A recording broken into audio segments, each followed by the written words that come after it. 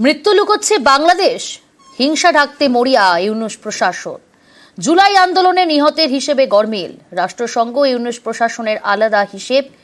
রাষ্ট্রসংঘের রিপোর্টে 1400 মৃত্যু, বাংলাদেশের সরকারি হিসেবে 834 জন নিহত। মৃত্যু লুকোচ্ছে বাংলাদেশ, হিংসা ঢাকতেই মরিয়া ইউনূস প্রশাসন। জুলাই আন্দোলনে নিহতের হিসেবে গরমিল। রাষ্ট্রসংঘ ইউনূস প্রশাসনের আলাদা হিসেব। রাষ্ট্রসংঘের রিপোর্টে 1400 মৃত্যু, বাংলাদেশের সরকারি হিসেবে 834 জনের মৃত্যু।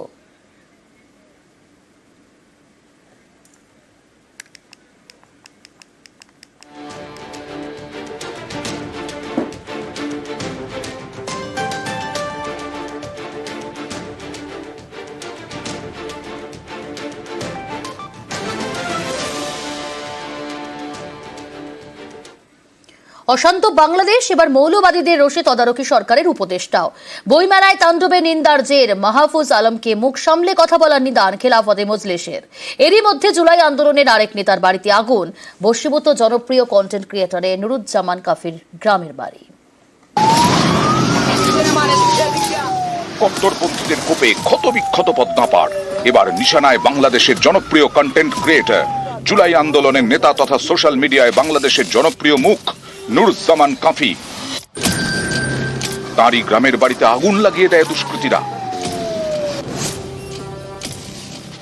দেখি যেমন চালের উপরে আগুন, দরজা খোলার চেষ্টা করছি, দুইটা দরজা, ছোট একটা বড় একটা লাট এবং ওই খিল খুললে টানতেছি, দরজা আসে না, বান্দা। তদন্ত পূর্বক একটু চেষ্টা করলে ভালো হয় আমাদের পক্ষে, যে জিনিসটা কোথায় গুনে আসলো, কি হইলো। 32 নম্বর যারা পুরাইছে তাদের ঘর বাড়ি পুরাই দেওয়া হবে, দিনের মতো পরিষ্কার, তাই হয়েছে। এভাবে আমরা যারা ফ্রন্টে থেকে আন্দোলন করছি তাদেরকে, এবং গাজীপুরেও দেখবেন, এবং উপদেষ্টা নাহিদ ভাই, আসিফ ভাই, তাদের সচিবালয়েও আগুন দেওয়া হয়েছে। এই সরকারের ব্যর্থতা আমি মনে করি। আমার আলটিমেটাম 7 দিন, আমি 7 দিনের মাথায় রাজপথে দাঁড়াবো। যদি বিচার না করা হয়, আমার ঘর যদি পূর্ণভাবে উঠানো শুরু না হয়। গত বছরের অগাস্ট থেকে উত্তাল বাংলাদেশ, এর বড়সড় প্রভাব পড়েছে ওপারের শিল্প সংস্কৃতি জগতে। দুদিন আগেই বইমেলাতেও তাণ্ডব চালিয়েছে কট্টরপন্থীরা। টার্গেট হয় একটি বিশেষ স্টল, কারণ এই স্টলে ছিল তাসলিমা নাসরিনের লেখা বই চুম্বন। বাংলাদেশের নির্বাসিত লেখিকার বই রাখার জন্য বইমেলায় হামলা হয়। এর বিরুদ্ধে মুখ খোলায় এবার কট্টরপন্থীদের রোষের মুখে ইউনূস সরকারের উপদেষ্টা এবং জুলাই আন্দোলনের নেতা মাহফুজ আলম। মাহফুজ আলমকে মুখ সামলে কথা বলার নিদান খেলাফতে মজলিস সংগঠনের। মন্তব্য প্রত্যাহারের জন্য 24 ঘন্টা সময়সীমা দেওয়া হয়েছে মাহফুজ আলমকে। এর আগে বিদ্বেষের বাংলাদেশের অভিনেতারাও রাজরোষে পড়েন। রাষ্ট্রদ্রোহের অভিযোগে গ্রেফতার করা হয় অভিনেত্রী শাওনকে, একই অভিযোগে আটক করা হয় আরেক অভিনেত্রী সোহানা সাবাকে। দুজনেই ইউনূস সরকারের বিরুদ্ধে সোশ্যাল মিডিয়ায় সরব হন। এখানেই শেষ নয়, এর আগে একাধিকবার গানের গলা টিপে ধরা হয়েছে বাংলাদেশে। কখনো রংপুরের নীলফামারীতে গানের অনুষ্ঠানে কট্টরপন্থীদের তাণ্ডব, কখনো ময়মনসিংহ সুফি সম্প্রদায়ের কাওয়ালি অনুষ্ঠানে কট্টরপন্থীদের হামলা। মৌলবাদীরা তাণ্ডব চালিয়ে বন্ধ করে দেয় মেয়েদের ফুটবল প্রতিযোগিতাও। এবার জনপ্রিয় কন্টেন্ট ক্রিয়েটর নুরুজ্জামান কাফির গ্রামের বাড়িতে আগুন। গত অগাস্টে বাংলাদেশ ছাড়েন শেখ হাসিনা, তারপর থেকে সেখানে তদারকি সরকার। এবার পদ্মাপাড়ে আত্মপ্রকাশ করতে চলেছে জুলাই আন্দোলনের ছাত্র নেতাদের নেতৃত্বে একটি নতুন রাজনৈতিক দল। সেই দলের প্রধান হতে চলেছেন তদারকি সরকারের উপদেষ্টা নাহিদ ইসলাম। এদিকে রাষ্ট্রসংঘের দাবি, বাংলাদেশে জুলাই আন্দোলনে নিহত হন 1400, অথচ সরকারি হিসেবে সেই সংখ্যাটা 834। নিউজ 18 বাংলা। বাংলাদেশের ছাত্রদের নতুন দল গঠনের তোড়জোড়, সরকার থেকে বেরিয়ে নতুন দল গঠনের উদ্যোগ নাহিদ ইসলামের। আর এই নতুন দল নিয়ে পদ্মাপাড়ে শুরু জল্পনা। সমালোচনায় বিএনপি নেতা অন্তর্বর্তী সরকারের দায়িত্ব সংস্কারকে এগিয়ে নিয়ে যাওয়া, আর এর বাইরে কিছু করতে গেলে তা মেনে নেওয়া হবে না। তার হুঁশিয়ারি, ক্ষমতার ছায়ায় থেকে নতুন দল মেনে নেবে না জনগণ।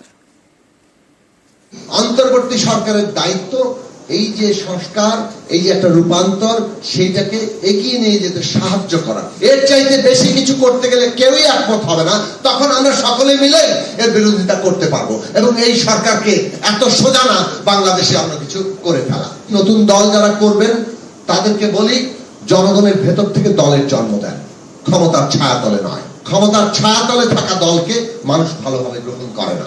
কেউ ক্ষমতার ছায়াতল আর কোন দেশি বিদেশি মিলিয়ে কোন ষড়যন্ত্রের রূপ দিতে চায়, বাংলাদেশের মানুষ এটাকে একেবারে তুড়ি মেরে উড়িয়ে দিবে।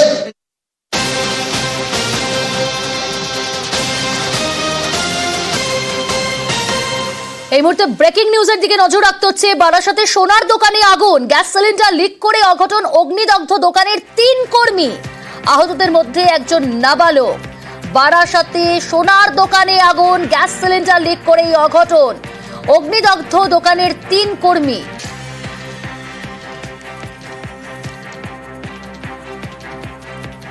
আহতদের মধ্যে একজন নাবালক। বারাসাতে সোনার দোকানে আগুন আর এই গ্যাস সিলিন্ডার লিক করে এই অঘটন ঘটেছে, অগ্নিকাণ্ডের ঘটনা। অগ্নিদগ্ধ এই দোকানের 3 কর্মী অগ্নিদগ্ধ এবং তাদের মধ্যে একজন নাবালক রয়েছে। বারাসাতে সোনার দোকানে অগ্নিকাণ্ডের ঘটনা।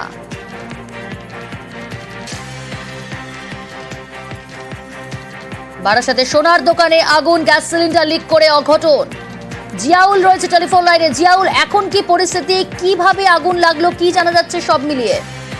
দেখো, এলপিজি সিলিন্ডার ব্যবহার করে চলছিল সোনার দোকানে কাজ, আর সেখানে একটি সিলিন্ডার ব্লাস্ট হয়। সেখানে 3 কর্মী কাজ করছিল, গুরুতর জখম। তাদেরকে আশঙ্কাজনক অবস্থায় বারাসাত জেলা হাসপাতালে নিয়ে যায়। সেখানে অবস্থা আশঙ্কাজনক হওয়ায় কলকাতা একজনকে রেফার করা হচ্ছে। কিন্তু কিভাবে এই এলপিজি সিলিন্ডার ব্যবহার করে কাজ হচ্ছিল তা নিয়ে ইতিমধ্যে প্রশ্ন উঠেছে। কিন্তু রাতের অন্ধকারে যখন কাজ করছিল সেই সময় হঠাৎ এই বিকট আওয়াজ হয়। তখনই তড়িঘড়ি এলাকার মানুষ ছুটে এসে দেখে যে 3 জন সিলিন্ডার সেখানে কাতরাচ্ছেন এবং তাদেরকে উদ্ধার করে বারাসাত জেলা হাসপাতালে নিয়ে। ইতিমধ্যেই এই দোকানের মালিককে জিজ্ঞাসাবাদের জন্য পুলিশ রাখা হচ্ছে, তার কারণ কিভাবে এই অবৈধভাবে সিলিন্ডার ব্যবহার করে সোনার দোকানে কাজ হচ্ছিল।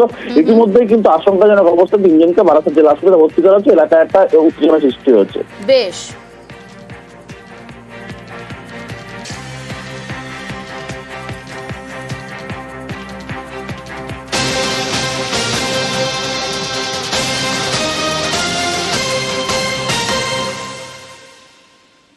আরো এক ব্রেকিং নিউজ, অগ্নিকাণ্ডের ঘটনা। পানাগড়ে কাঠের গুদামে আগুন। আপনাদের জানিয়ে রাখবো, পানাগড়ে কাঠের গুদামে আগুন, ভয়াবহ অগ্নিকাণ্ডের ঘটনা। কাঠের যে গোডাউন, সেই গোডাউনে অগ্নিকাণ্ডের ঘটনা ঘটেছে। আরো ডিটেল জানাবে অর্পণ রয়েছে আমার সঙ্গে, প্রতিনিধি অর্পণ। কি পরিস্থিতি, কিভাবে আগুন লাগলো, কি জানা যাচ্ছে? একেবারে বুধবার রাতে পানাগড় বাজারে যে কামারিপট্টি মার্কেট রয়েছে তার ভেতরেই কিন্তু একটি কাঠের গোডাউন, এবং সেই কাঠের গোডাউনে কিন্তু আগুন লাগার ঘটনা ঘটে এবং দাউ দাউ করে পুরো ছাই হয়ে যায় কাঠের পুরো গোডাউন। ঘটনাস্থলে দমকলের ইঞ্জিন, 3টি ইঞ্জিনের প্রচেষ্টায় কিন্তু আগুন নিয়ন্ত্রণে আনে। এবং যেটা জানা যাচ্ছে যে ক্ষয়ক্ষতির পরিমাণ সম্পর্কে কি জানা যাচ্ছে অর্পণ? হতাহতের কোনো খবর নেই। প্রায় যেটা জানা যাচ্ছে যে প্রায় 7 লক্ষ টাকার কাছাকাছি ক্ষয়ক্ষতি হয়েছে এবং দমকলের 3টি ইঞ্জিন ঘটনাস্থলে আছে আগুন নিয়ন্ত্রণে আনে। প্রাথমিকভাবে মনে করা হচ্ছে যে শর্ট সার্কিট থেকে হয়তো এই আগুন লাগার ঘটনা ঘটেছে। যদিও দমকল বাহিনী প্রায় 3 থেকে 4 ঘন্টার প্রচেষ্টায় আগুন নিয়ন্ত্রণে আনে। বেশ, মনে হচ্ছে এটা শর্ট সার্কিট থেকেই হয়েছে। এখানে যে পুরনো যে লরির যে সমস্ত ডালা সেই সমস্ত যে কাঠ আছে, সেই কাঠের এখানে বিজনেস ছিল, আর তার সঙ্গে কিছু ওই স্পঞ্জ গাড়ির যে সিট আছে সেসব সিট ছিল আর কি, সেগুলোতেই লেগে গেছে।